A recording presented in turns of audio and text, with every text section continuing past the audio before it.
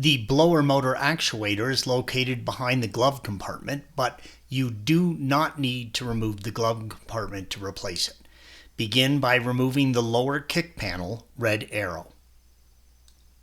Use a T20 Torx and remove the single screw in the middle of the panel, red arrow.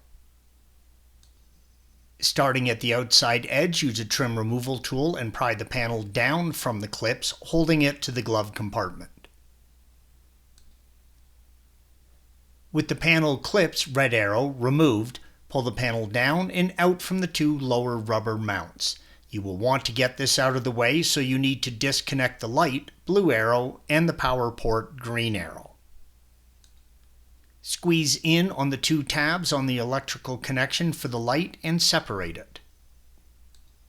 Press in on the tab, red arrow, on the power port connection and separate them, then remove the panel from the vehicle. The blower motor actuator is against the footwell below the blower motor, red arrow. Squeeze in the tab on the electrical connection and separate it. Use a 5.5mm socket and remove the two screws holding the actuator in place and lower it down.